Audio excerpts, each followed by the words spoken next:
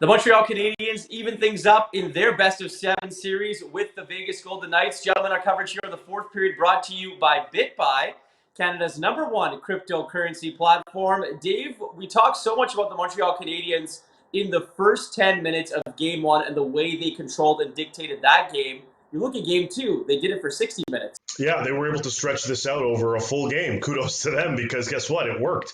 You know, you play better, you're more on the offensive, you're more on the attack. And all of a sudden, things start going your way, and that's what happened here for the Canadiens.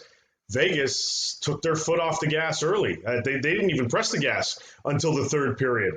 So this was a game that was, for the most part, dictated by the Montreal Canadiens, minus the second period goal by the Vegas Golden Knights. But this was a performance that we saw them have against Toronto in this end of their series, against Winnipeg throughout all four. And when you're rolling all four lines, you don't necessarily need some of your top guys contributing on offense. Nick Suzuki was third on the team among forwards in ice time, 0 points. They got contributions from other pieces, and it led to a W.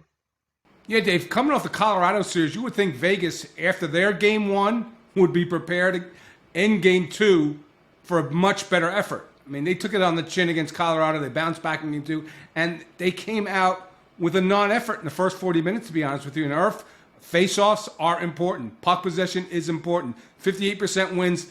Philip Danault, 61% wins, and arguably the first star of the game tonight, along with Shea Weber and Carey Price for the Habs. Yeah, when you look at this Montreal Canadiens team, DB, you know, so much talk about, you know, they don't really have a quote-unquote superstar aside from, you know, Carey Price in between the pipes, but Philip Danault's contributions this postseason are second to none, aren't they? Oh, agreed. There's two sides of the puck, Irf. You got to be able to defend, especially against a team like the Vegas Golden Knights. And let's give credit. The Habs' best line in these first two games has been their fourth line. Eric Stahl, Corey Perry, and Joel Armia. Yeah, Dave. Now, finally, before the Vegas Golden Knights, you know, people were talking about this series and, you know, the Vegas Golden Knights sweeping, and it's going to be an easy series for them, but they ran into a pretty good Montreal Canadiens team in Game 2. Some injury concern for the Golden Knights heading into Game 3. They lose their #1 center in Chandler Stevenson, and it could be an injury that maybe leaves them out for Game 3.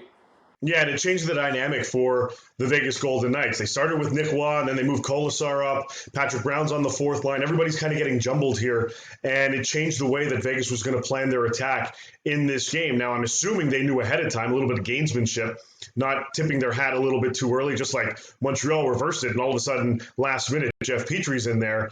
But nobody on this panel picked the Vegas Golden Knights to sweep. So this, for us, is a surprise considering how well the Montreal Canadiens played against Toronto and against Winnipeg. You can complain all you want and say it's the North Division, the worst division in hockey, blah, blah, blah, blah, blah. The Canadiens are here for a reason, and they showed it tonight why they fit well among the Final Four in the National Hockey League. It was a good performance. It was something that we anticipated to happen. Personally, I thought it might have happened in Game 3, but they got ahead of it in Game 2, and they go back to Montreal tied 1-1. Yeah, the Montreal Canadiens steal one in Sin City, evening this series up as we head back to Montreal for Game 3.